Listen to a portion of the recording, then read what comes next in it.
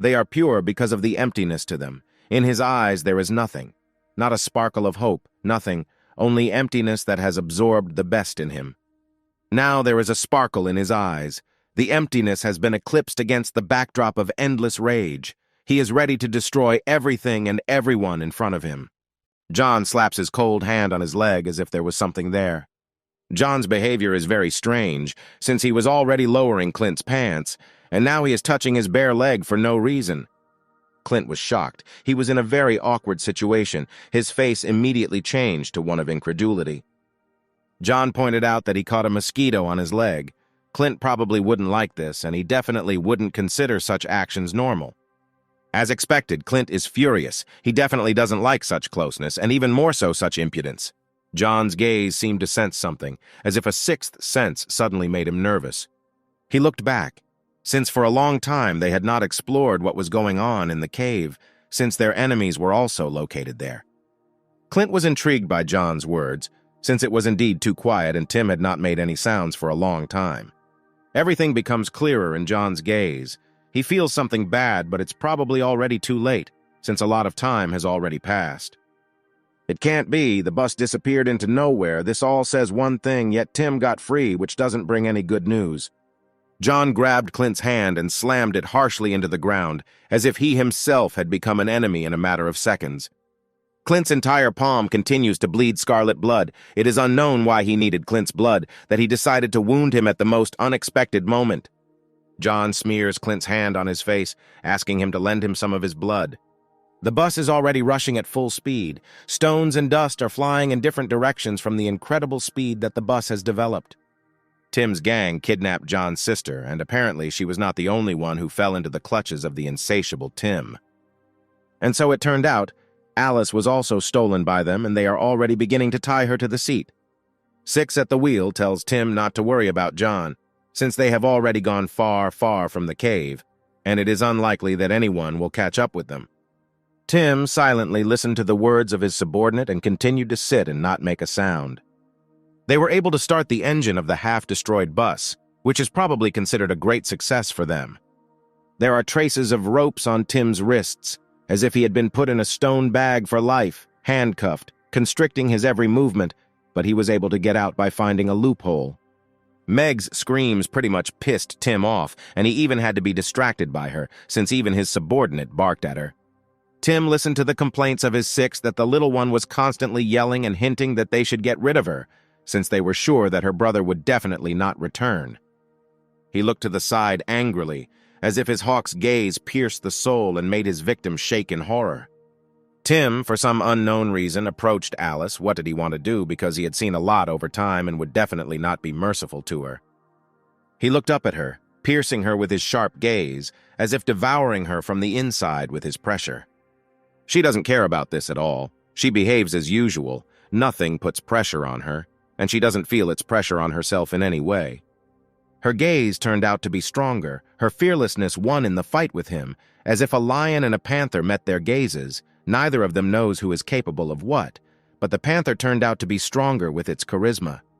After Tim's order to shut Meg up, Alice added fuel to the fire with her caustic phrase about Tim's fear, the main fear from which he is now moving far away, never to meet it on his way again. The pressure in Tim's blood jumped, his veins bulged. Soon her words would be dying words, since it was easier to piss Tim off than to escape from the sleeping guards and steal a bus. Tim clearly indicated that he would easily find a way to torment them, and it would not be difficult for him to find a hobby for himself.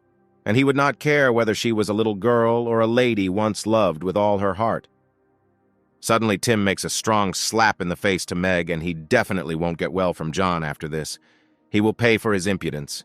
John will send him to look for parts of the bodies of his sixes in the mountains in the bitter cold. Poor sister, what a vile character Tim is, even if he can be understood since his brother was killed by Clint, but only Clint is to blame for his death. Why do you need to take it out on the poor girl? Alice continues to provoke Tim and asks him to take his anger out on her, and not on a defenseless child. Tim hit the nail on the head. Alice is here as a bird and she should remain silent, since it is to her that he will no longer be merciful, since she betrayed him, although she was never even his property. With his gaze, he definitely made Alice's heart beat faster as a result of the adrenaline in her blood, which made her tremble from the overflow of energy. Light from the fires was coming out of the cave, and John and Clint just entered it in order to scout out the situation inside. Sam was drooling due to a long lack of sleep and passed out literally in a matter of seconds, as a result of which Tim and the whole gang ran away and took Meg and Alice into their hands. Clint is cruel to them and is ready to wake them up with a kick in the stomach so that they don't sleep so sweetly. He clenches his fists in anger at Sam, because why is he sleeping while people are being stolen from under their noses? Sam has no idea who took him, who he took, what he is accused of. He is completely at a loss, and Clint is already preparing a couple of strong blows on him. Michael also jumped up as if sleep paralysis had overtaken him, but Clint turned out to be worse than him and he was able to get out of oblivion. Sam continues to make excuses to Clint and believes that they are not useless. It's just that Tim is cunning to look for, and they didn't keep track of them due to fatigue. Michael and Sam continue to report to him, but Clint ignores all this. Since their fatigue is not important to him, what is important to him is where Tim and the whole gang with the hijacked bus are. No matter how hard Clint is with Tim, no matter how hard Clint deals with Tim, Sam decides to give advice that he needs to be tougher with Tim, and only recently he killed his brother without any regret. Clint was infuriated by Sam's words. He would definitely be in trouble after his words. Clint grabbed Sam by the hair and reminded him that he had just recently killed Will, his little brother, and now he was being tough on him. Still, he got what he deserved, and Clint punched Sam in the nose to shake out his never-ending mind. Michael tries to console Sam, and Sam himself is in pain, as Clint's blow is very strong. Clint doesn't care what his allies think. He found himself a certain team, a new team, a replacement for them. She and John are already one whole, a symbiosis. Together they are capable of anything. Clint has already made up his mind. His decision is unshakable. He is definitely ready to become John's team, but for what reason? Now it is clear that Clint's blood, which John smeared on his eye, turned out to be some kind of enhancement. His eye turned red and his pupil white, like the moon around the bloody sky. The crescent moon floating in the sky faintly covered the dark and dense forest with its pale moonlight. Tim and the gang apparently decided to pause and rest, since they are completely confident that John will never catch up with them again. The bus was rushing at full speed. The speed was amazing. For a broken bus, it was very strong, as if fate itself was pushing their car. An unexpected bump stopped all the speed and power of the bus. All passengers are heavy on their feet and begin to fall off their feet. One of the gang orders the driver to drive the bus more carefully, but he cannot drive carefully, since they are in the mountains and there are no roads. The shaved man remained silent, but something alarmed him behind the front window of the bus. They drive along some path without any navigation where the wheels are brought. That's where they go. Suddenly, the driver sees such a picture. He sees their worst nightmare in front of him. John still managed and caught up. This is the power of the symbiosis of Clint and John. The shaved man screams at the top of his voice as if he saw death in front of him, which is almost true. The wheels of the bus finally stopped. The Six's heart not only froze, but also their foot went numb on the brake pedal. An abrupt stop is unlikely to leave passengers alone, and the shaven man may get hit on the bald head a couple of times for such an oversight.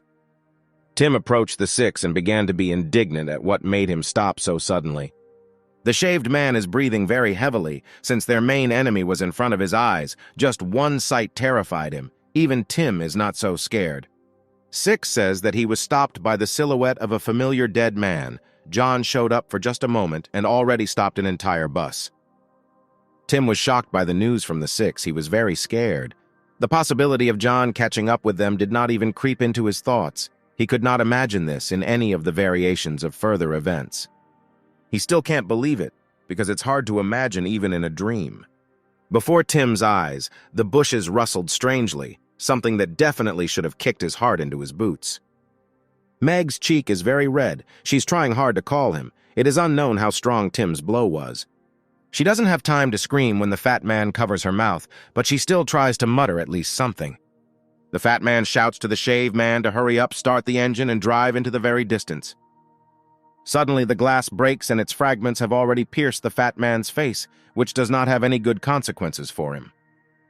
He is trying to react to a sudden attack from the side. John spectacularly bursts into the bus cabin through the window and is ready to send all the kidnappers to the afterlife. The fat man screams at the top of his voice to meet John, since he can hammer nails into the lid of his coffin with his strength alone. John is preparing a strong blow for the fat man. Excess weight will definitely never save him. His face turns to mush, his teeth fly in different directions, and the speed of his fall leaves behind mirages. John sent the fat man to the wheelchair, where he will sit for the rest of his life. John's strength amazes time after time, since it takes a lot of strength to send such a massive carcass flying. Tim's heart began to beat faster. His six had already lost all their spirit. Only snot and drops of sweat were released more and more. A strong dent was left on the fat man's face, indicating that he had been knocked down by a blow of superhuman strength. Steam flowed from John's fist. He was ready to send every passenger except his girls into the world of dreams. Meg was wounded, but he freed one of the captives. The main thing is that he did not forget about the second. Meg was very glad that John had come, but she did not doubt his strength. In any case, he would have come running and saved her in the shortest possible time.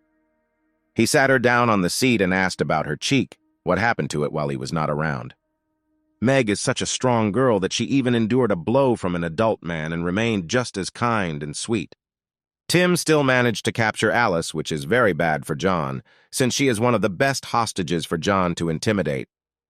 He heard the screams of Alice, who called him with her angelic voice.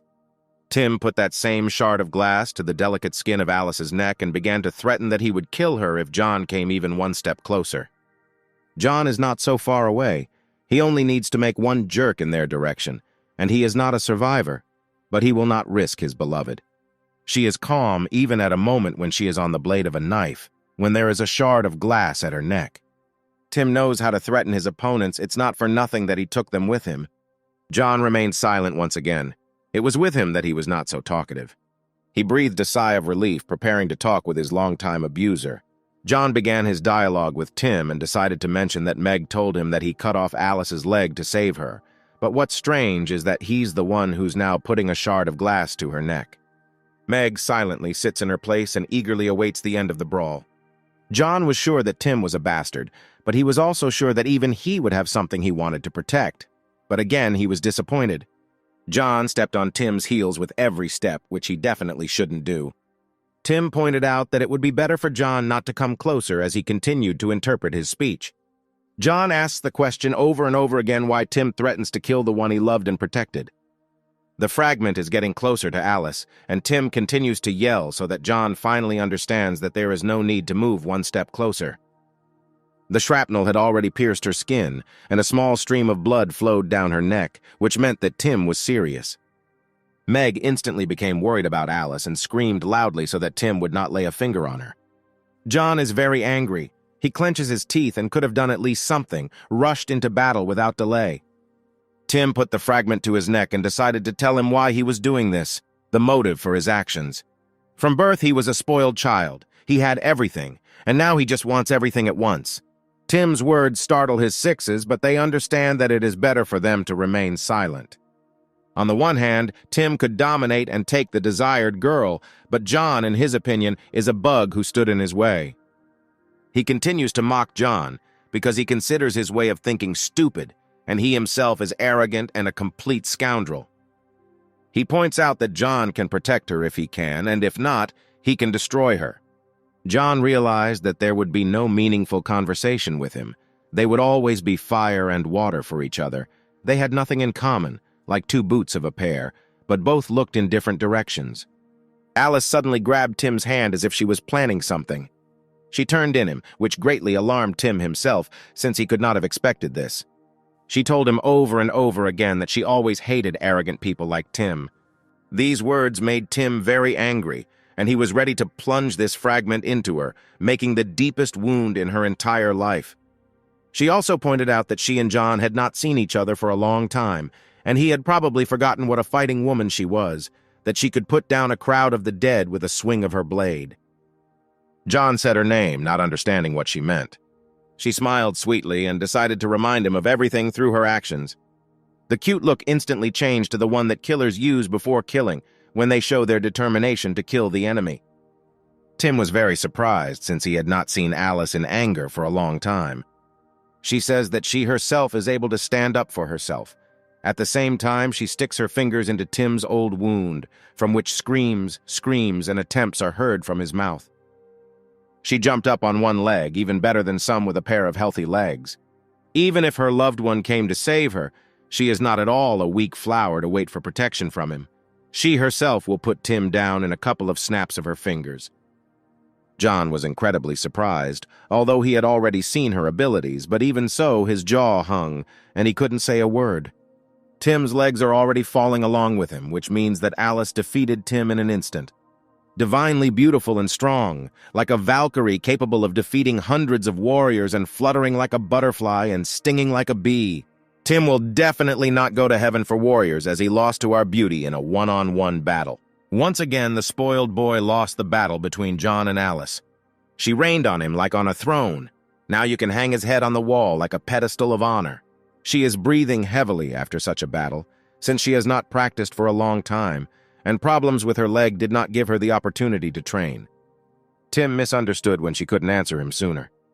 Previously, she was lenient towards him, which is why she did not respond to his every blow. Alice set foot towards her goal, to see her beloved, as a result of which she never resisted. John and Meg are at a loss, or rather it is impossible to describe their emotions. The family of strong people is amazing. A strong woman needs a strong man. She beamed as she was able to approach John. Now everyone was saved. Perhaps even Alice herself could be saved alone. John met her gaze, the eyes of a loving man, their gaze like a hot kiss that should be dessert at the end of the battle. Meg admires Alice. She would never have thought that her little sister could move so gracefully and hit hard at the same time. Everyone was pleased with the spectacle and the battle itself. Everyone was delighted. Alice effectively stood in a pose so that the blood of all those who admired her would boil and their hearts would boil in this boiling water. They finally returned to the cave to everyone alive and unharmed. Tim is thrown to the ground because his behavior contributed to their attitude towards him. He is very angry at everything and everyone. He lost again. He again lost the opportunity to get everything and everyone.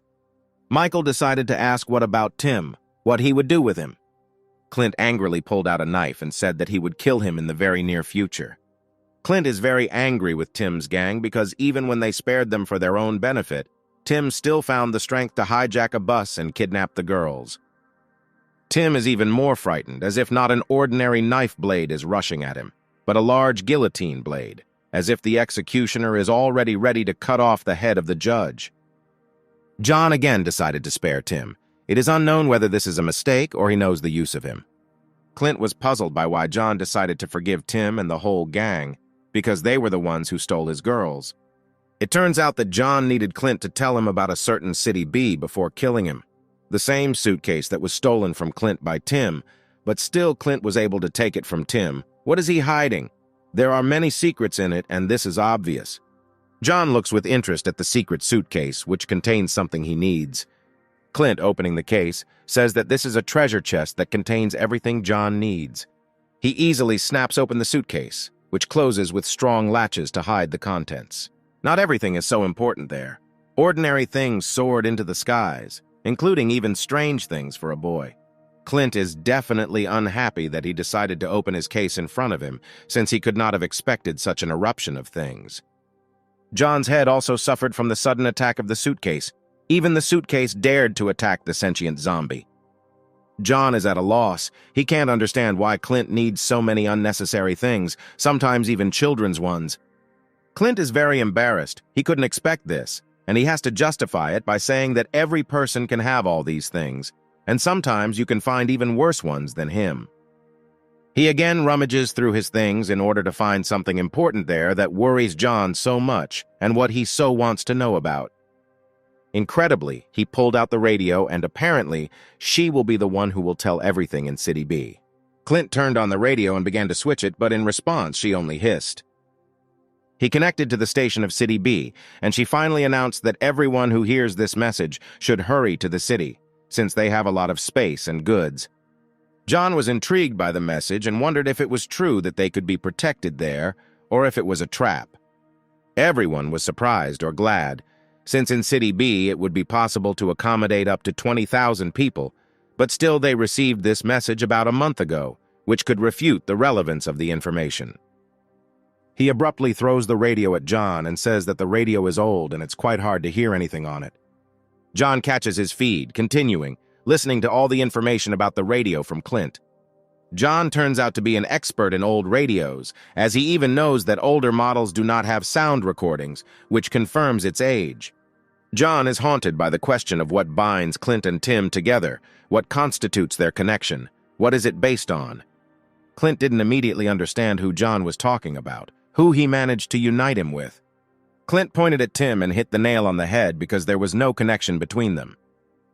He smiled and apparently decided to start a new story, only this time about Tim and his story that connects them. It's not for nothing that Tim calls himself a spoiled child. After all, his father is the ruler of City B, to which their new path leads them. Tim's father has great power in his hands, because it is not for nothing that his son is so arrogant and everything is allowed to him. Incredibly, how could the ruler of City B be Tim's father? At that very moment, Tim grinned with satisfaction. John immediately cried out how it was that his father, Tim's father, turned out to be the ruler. Immediately after John's screams, a fist flies into Tim's face with such force that even his father's power will not help save him from it.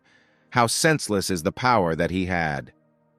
John and Clint mock Tim because they cannot believe such information. He cannot be the son of the head of the city. A strong blow hit Tim. This will definitely make him reconsider a couple of dreams, and if he's lucky, he'll even reconsider his views on his behavior. Shave decided to stand up for his older brother, and even decided to threaten Clint and John, since as soon as they arrived in City B, they would definitely not be welcome. He gritted his teeth and promised to tell Tim's father everything they did to them. Clint and John look down on them so that they don't think too much of themselves. Clint easily finds a solution for the shaved man. Just kill them before they get to City B, and that's it. John is merciful as always, although he just recently sent Tim into the world of dreams with one blow. Clint doesn't like the way John acts. He wants to solve them as quickly as possible, make a sieve out of them and not worry about it again. Tim is already rising after a short period of oblivion, and John even thinks that they could be useful. The fat man is still recovering from John's strong attack, and the dent in his face will take a long time to heal, but still John hit the wrong person who injured Meg. John looks around at the inhabitants of the cave and realizes that the road to City B is very long. But it is worth it, since perhaps it is an oasis for them in the middle of the desert. A young mother is rocking her hungry son, who urgently needs to find food, and indeed they all need to find food and provisions. John assesses the situation sensibly and understands that he cannot force children and mothers to get food on their own. Tim didn't like John's idea. He was ready to die, but he would never work for him. Shaven tries to stop Tim, as he is clearly at a disadvantage to show his character, but Tim doesn't care about his words. His pride is higher than that. John also did not like such impudence and turns his furious gaze towards him. The shaved man is already shaking with fear, and Tim was suppressed by the fact that he so instantly turned his attention to him.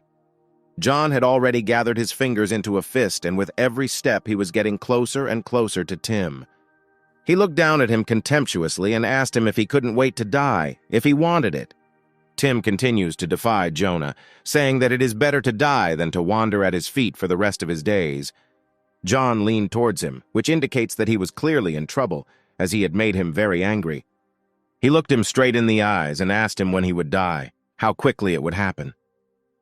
Tim was surprised by this question. He could not expect anything from the once merciful, once cruel John. John's cruelty has taken its toll. He is ready to crush his skull against the walls of the cave, turning it into bone meal, so that at least his bones can become fertilizer for new plants. John's hand is already very close to Tim. He will be in great pain from such a blow.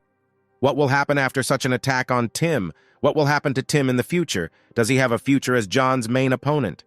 No one could have expected this from John, since only recently he had forgiven all of Tim's antics over and over again, and now he had smeared his head, leaving cave paintings with his blood. In the cloud of dust, only Tim's legs are visible. It is unknown whether he is alive or whether his lifeless body with porridge instead of a head is already ready to leave his remains to his ancestors.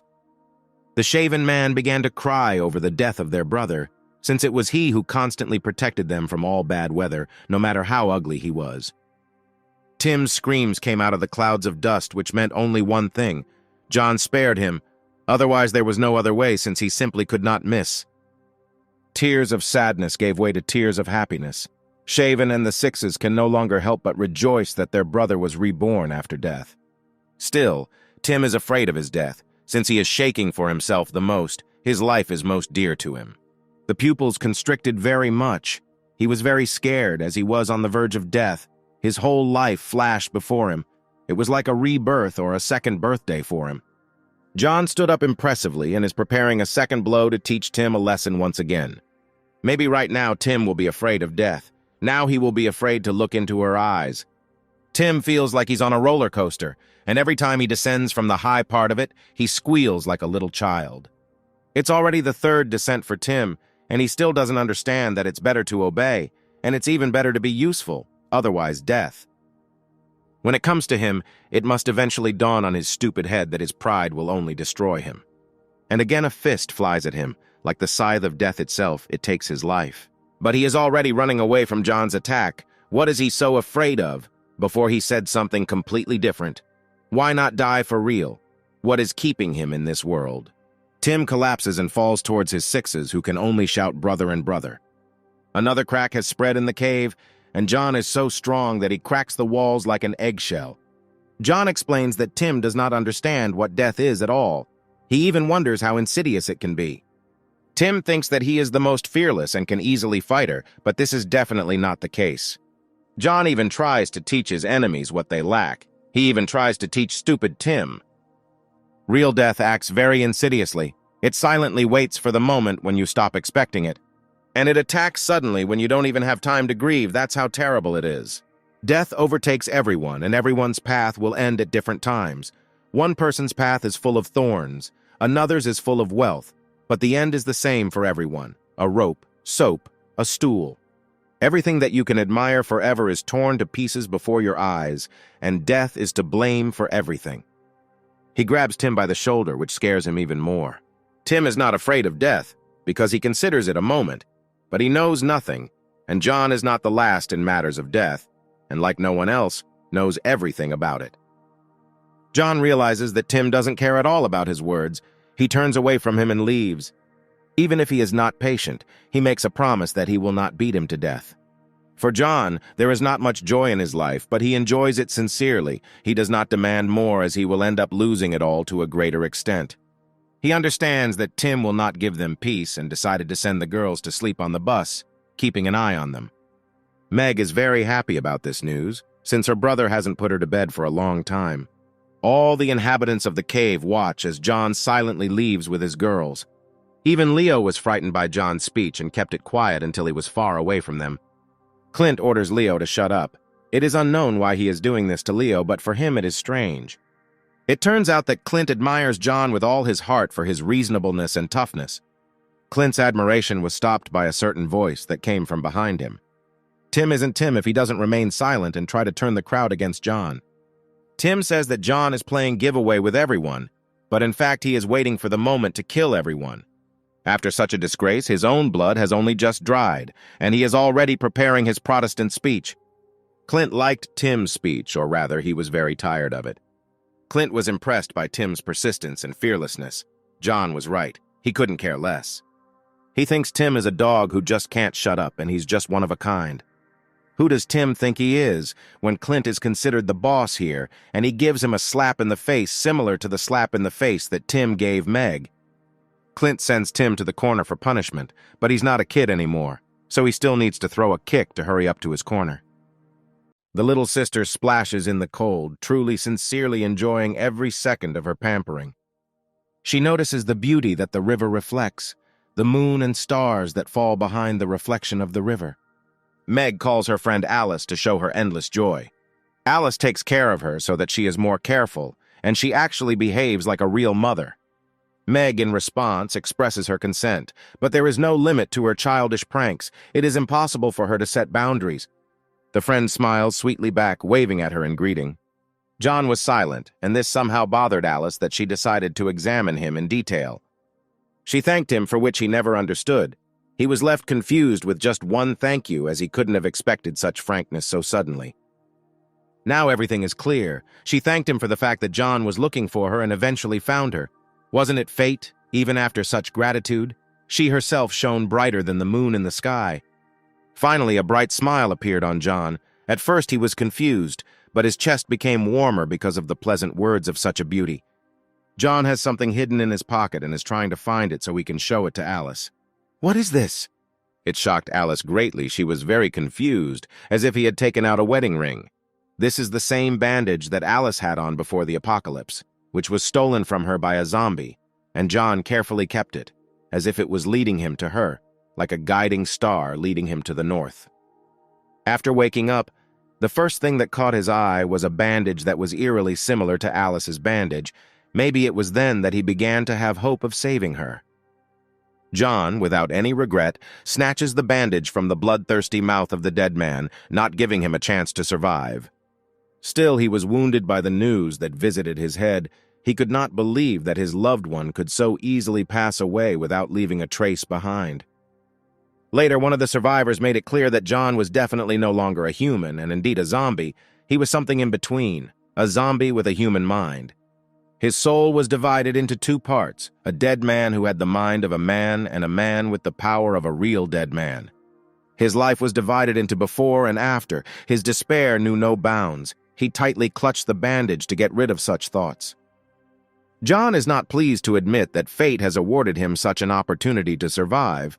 It has turned him into another dead man, and it is unclear whether it would be better for him to die or wander in the body of an irrational zombie.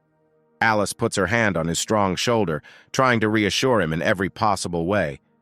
His desire to find his sister and Alice knew no bounds. His heart could not just bark once, and it would humbly calm down. He searched blindly, walking wherever his feet carried him. The worst scenarios of events visited his head. Alice was very frightened by what John experienced, what he had to overcome on the way to them. John hugged his beloved tightly, fully expressing his affection, his sincerity, his joy that they were found alive and not remains on one of the streets. She did not expect such sincerity from him. She was also shocked. She was confused. She never thought that she could feel the warmth from her beloved again. He is on the verge, as if any minute he will burst into tears, and all these tears will fall on the shoulders of the beauty. He thanked her again, but she silently smiled and was also very happy about this opportunity. Alice stroked his head, running it through his silky locks, calling him a puppy, which was very, very sweet. He doesn't really like it when they call him a little dog or worse. Her kind smile does not fade from her sweet face. She continues to delight him and enchant him with her unearthly beauty. Even here, John is depressed. Supposedly, he cannot be like a cute dog since he is dead to himself. She doesn't think so. She doesn't see the downsides of John being a zombie. She touches his cheek, expressing her sincerity in the words she speaks. Even if he is a zombie, he never ceases to be kind, strong, and most importantly, even in the body of a dead man, he remains human. The kindest feelings are written on his face. He has not heard such words in his direction for a long time. His heart beat faster. It is precisely such words that give endless motivation to protect what is dear. Everything around was shining. Wet lips were reaching out to each other. The most significant moment was about to happen any minute. It could not be avoided. A couple of centimeters separate them. Even in a dark night, they shine like dawn in the early morning. But it's still an eclipse. Meg stops this spectacle and points out that John wants to bite Alice. She has no idea what is happening here. She seemed to want to help, but she stands there in complete bewilderment, silently. John asks her to go play a little, and Alice, embarrassed, cannot even glance at Meg. The little sister will not stand aside and will always give practical advice. She immediately warns Alice not to allow John to bite her. You see, a foul odor will come from her mouth. John is not happy with this news and is completely furious at his little sister's words. Suddenly, a knife is already flying from the side, an enemy or another joker who decided to stick a knife in the back. John is not so weak as not to catch such a childish attack. Even in complete ignorance, he is ready to catch a bullet that flies in front of his eyes. Again, this Clint. His ability to intervene at the most inconvenient moments is amazing. He arrived in time like never before to throw a knife at an ally, in time for privacy with his beloved. Aaliyah and John recognize a familiar silhouette. It can be recognized from 1,000, and its impudence from millions. He clearly doesn't care, but still apologizes to them for interrupting their intimacy. Even when he wants to sleep, he will give his friend some attention to play a little joke on him. That's all Clint. John asked more than once to give him at least a little free space. For some unknown reason, Clint took the scissors with him. Something had crept into his head again, and John might not like it. Here it is an evil grin. All his evil intentions have been revealed. He wants to deprive John of a couple of silky strands from his head. John cannot react to this in any way other than with apprehension. When the scissors are in Clint's hands, you can't expect anything good from him. What has gotten into his skull? The hair is already lying on the cold stone floor, which means that the haircut is already over. Clint wanted to do one thing, but it turned out completely different, leaving everyone nearby in shock, whether from minute to minute they would pour out laughter. What is John's transformation after Clint's masterful haircut? What will make them all laugh out loud? Apparently Clint did what he wanted. It turned out very funny. The brutal zombie turned into a cute, long-haired teenager. Everyone is already trying hard not to laugh at John. They are trying not to reveal their emotions, but this does not help them, since they literally have everything written on their faces. Everything is in vain. Sam and Michael are already tearing their stomachs with laughter. This reaction is typical. Anyone in their place would not have been able to restrain themselves. Alice, Leo, Meg, and Clint hold back their emotions, clutching their own mouths so as not to laugh out loud.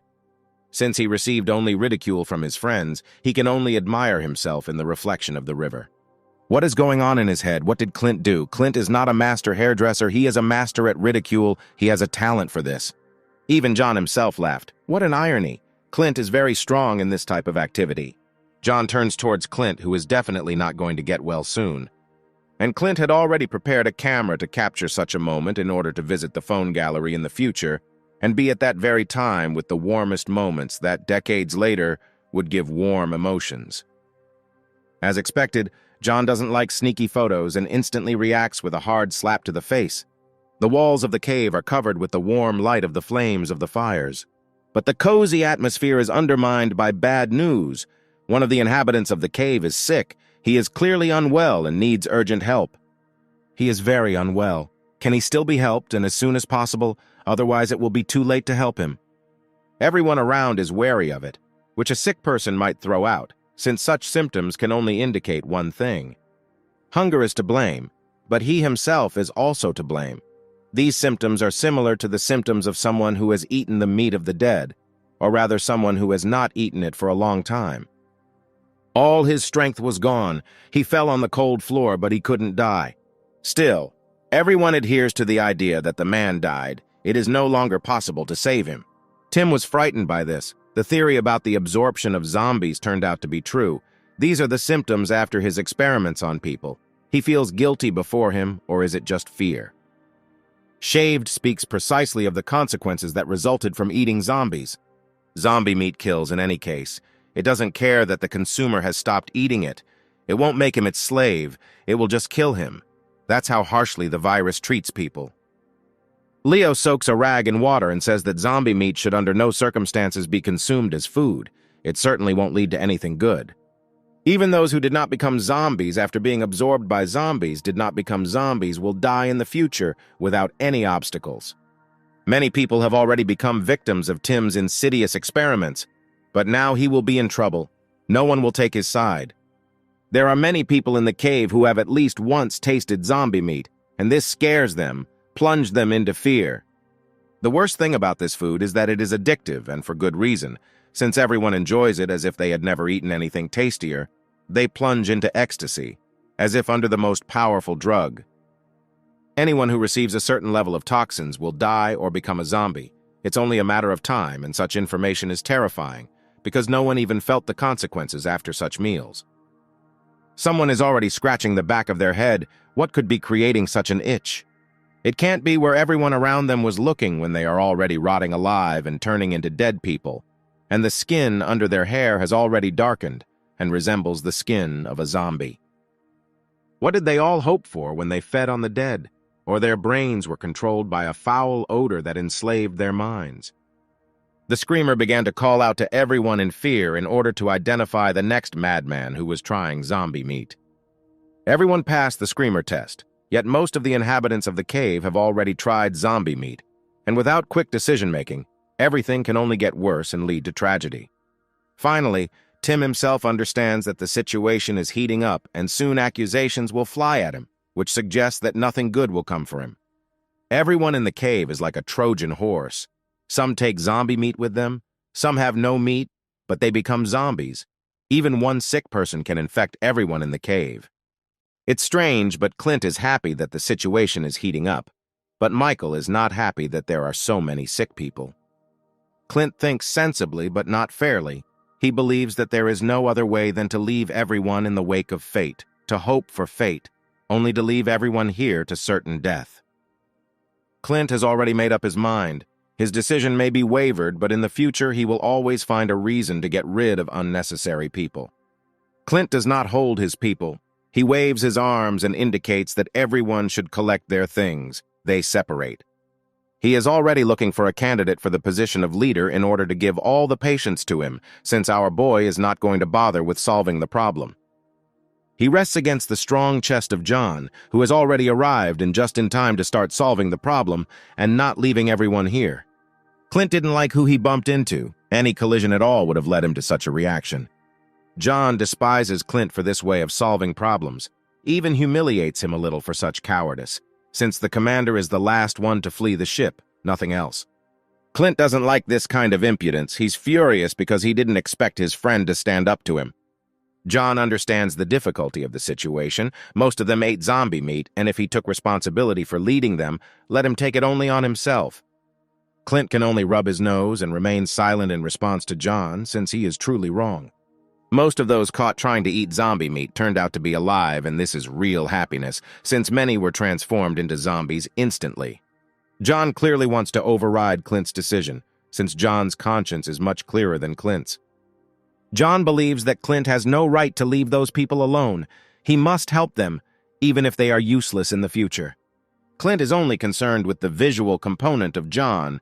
Only here he wants to find a common language with him. He exhales and even thinks that John has become nicer. But it's true that John's new image is good. The one who did this has taste. Clint still listened to John and decided to help the others and also asks Leo for help. Leo didn't expect that he would be forced to treat everyone, although this is stupid, he's a doctor. People from the outside were instantly glad that they could be helped, since among them was a doctor who was very much valued at such a time. It's all due to the lack of calories and food. The body doesn't have enough of them, and it begins to be drawn to meat, at the present time, the meat of the dead, which needs to be replaced.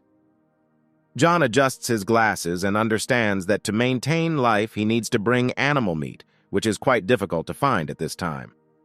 Clint immediately begins to be indignant, since meat of animal origin is very difficult to find and almost impossible. Still, someone's stinking heap lies on the ground. Perhaps it belongs to some animal, which suggests that those people can still be saved. Clint hints that this pile could lead them to a lot of meat. John is trying to examine the whole pile in detail in order to quickly find this animal that will save people from inevitable death. Clint notices a haze creeping across the surface of the pile, indicating that it was made not long ago. John thinks Clint is disgusting, as he would only like stinking smoke over a bunch of people to discuss. He cannot take his eyes off such a spectacle, smoking with its disgusting smell.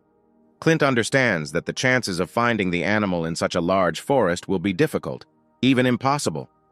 John points in the direction where the tracks lead that do not look like human ones. Clint realizes his stupidity, and they begin to follow the tracks. Clint orders Tim to be tied to him, and they should already be moving out. As soon as Clint turned away, his face changed and turned into a face of shock. What brought him to this? Sam and Michael are not far away from Clint. Both look at the pile exactly with him and discuss it in exactly the same way as he does. Tim is waiting for him to be tied up and for them to go in search of the secret animal. Clint will not feel sorry for such people. He immediately hits everyone on the head so that they don't behave stupidly. Everyone got it, even Tim, who didn't do anything extra, but fell under Clint's hot hand. John tries to cheer Clint up because after such a shame, it will be difficult for him to forget him. John's gaze changed sharply. Something prompted strong attention in him, Maybe an enemy, or maybe that same animal was found. He grabs Clint's hand and forces him to stop. Something is still wrong. Clint doesn't listen to him and continues to walk, not seeing any obstacles in front of him, like a bull at the sight of a red flag. Clint looks down and sees something that scared even John, as if they didn't notice, but were walking towards the abyss. Under Clint's feet, there were a lot of remains of blood and rotten flesh.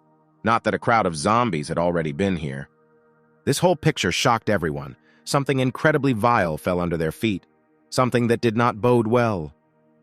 Heaps of bones, flesh and blood, and most importantly, a vile smell that makes it impossible to even take a breath, as if clogging the nostrils. The meat was already decomposing, and when I grabbed some of the meat with a stick, it began to drip down like some kind of sauce. Such horror can only be encountered during the apocalypse. Such a smell comes from rotten meat. Clint can't believe what exactly zombies could do, that they could kill every single animal and leave them only rot. John confirms that these definitely cannot be the Walking Dead, who already like animal meat. John studied everything in detail and noticed some traces that belong to the killer of all these animals. One can only envy John's attention, the only one who time after time finds all the traces that no one in the gang can see. Clint immediately guesses whose footprint it is, since it was very large, which means that the animal must be of amazing size. John silently ponders who the giant monster that left such traces could be. Clint was distracted by a sound from the side that was coming from behind everyone. The giant boar turned out to be the same killer of animals. Only from what moment did boars become predators? The giant screamed at the top of his voice to demonstrate his strength. He was hostile, which was quite strange for an ordinary boar. Everyone is already scattering in different directions, and Clint froze, as if in a deer's stupor. Nothing could move him.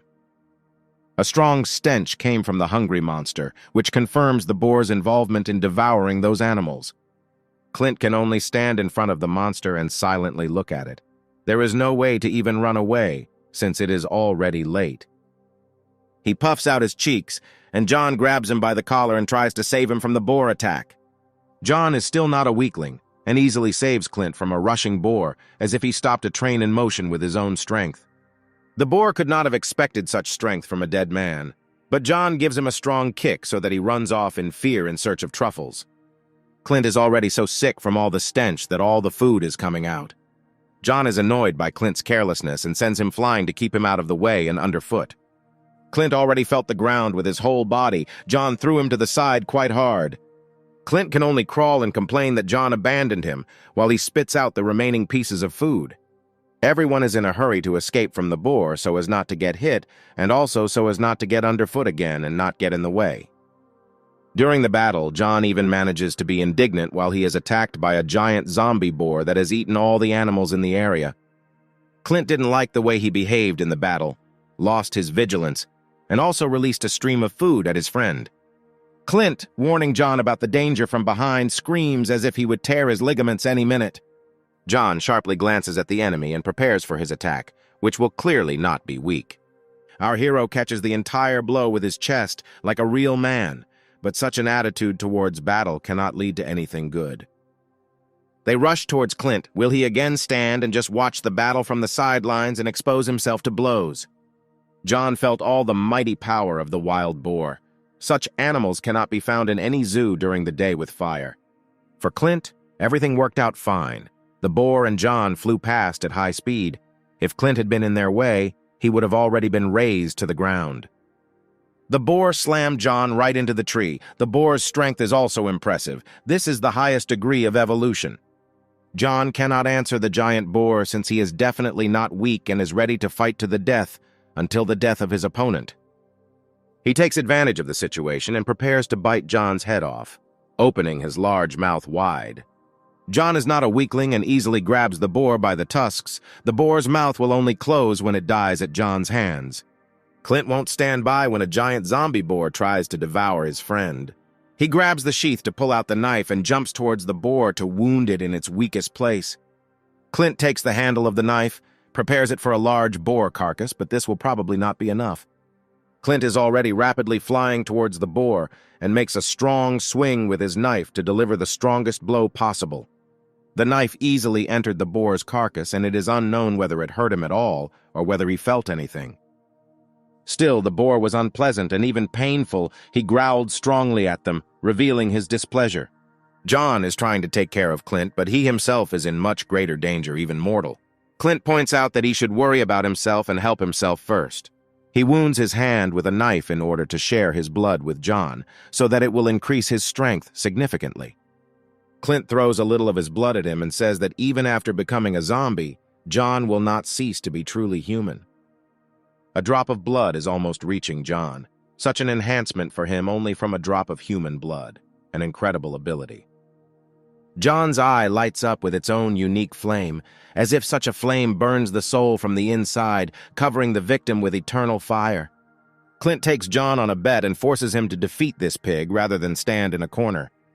Here is John's incredible strength. Finally, the impudent pig will fly away to another forest and leave all the living creatures alone.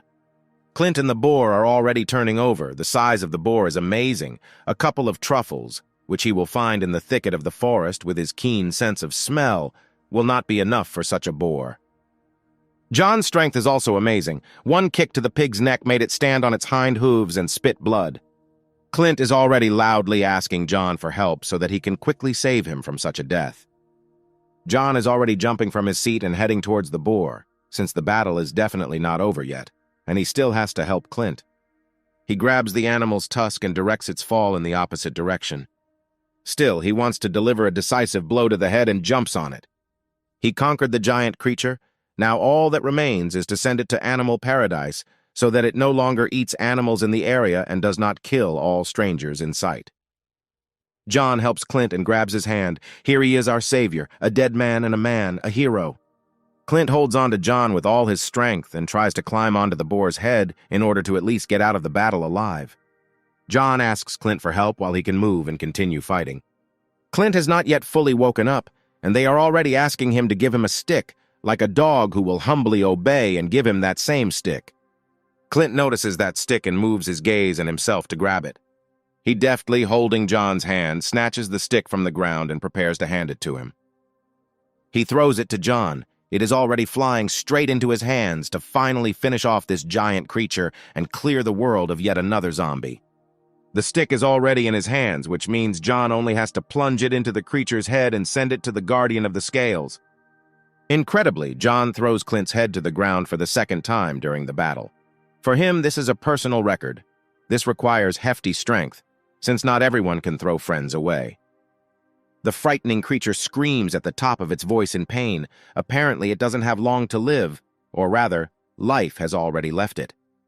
John waves his stick like an executioner waves a halberd before decapitation, in order to most likely deprive his victim of his life once and for all, leaving him no chance of further survival.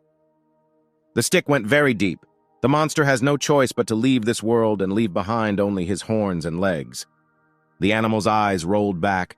Another monster fell at the hands of John, who cleanses this world of evil creatures, putting his life on the line, betting on the future.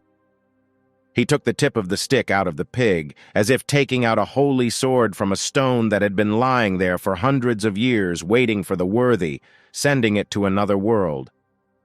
The creature was truly strong, and fell in battle like a hero, fighting to the end. She left many wounds on the enemy, but was able to defend herself like a real warrior. At the same time, Sam and Michael try to wake up Clint, who was thrown out to dry by Joe while he was trying to help him. John comes up to them to find out if everything is okay with his friend, who can always be thrown to the side so as not to get in the way, and when he brings it, go and don't interfere. John brazenly approached and decided to worry about his friend. Maybe he felt bad after he threw him far away so as not to get in the way. Clint lies silently on the ground, and Michael is surprised at John's impudence, since he did not even apologize for such impudence. Clint didn't like how he was thrown in different directions when he tried to help in every possible way and even lend a helping hand, but he was thrown as if as a sign of gratitude. To the side, Tim hears grunting. It's impossible for another creature to crawl out on the sly. Clint definitely won't withstand a second attack. A strange rustling from the bushes. Is the enemy coming out of there? What is there? What awaits our heroes again? What is the danger? Tim had already begun to warn everyone about this sound that was waiting for them on the side, as if a new danger threatened their lives. John and the entire campaign are sent for testing, and they are clearly ready for anything. Even if the sky falls on them, John catches him and lifts him back up. He parts the thick grass to find out everything about what is hidden behind it. Probably the real food is hidden there. John's eyes shone. Whether this means that there was an enemy behind the grass or animal food, the joy in his eyes says that they were lucky after all. Finally, they found little piglets with little doll eyes, the sight of which makes you not even want to eat them. You want to cuddle them and hug them with all your might.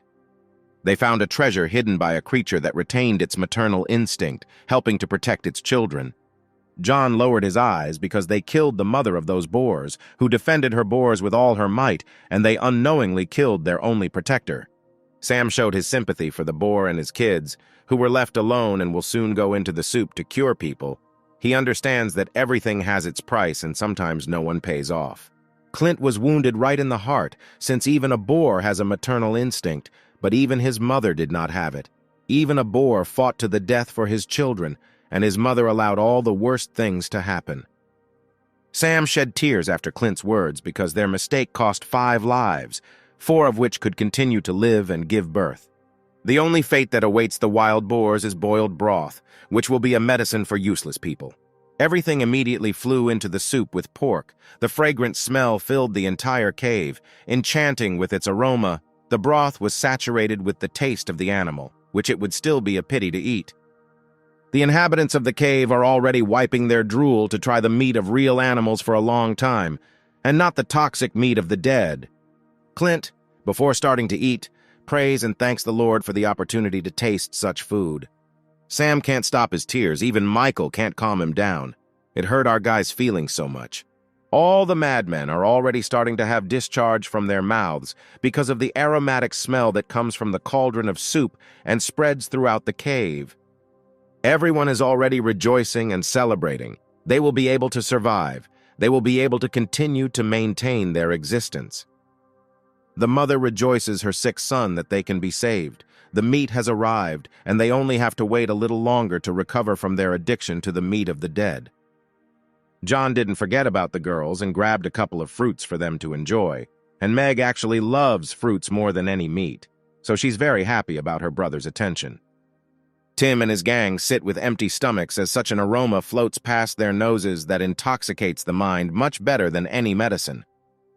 Tim understands that there is not enough meat and they should ask for some for their people, since there are many more of them who have tasted zombie meat. Shaved reminds Tim about meat, but he clearly already understands everything. But this won't make it any better. They urgently need to ask for some for their gang. Another points to the man who is already drooling, and he also urgently needs help, otherwise it will be too late. One of the gang is already almost dead. He has either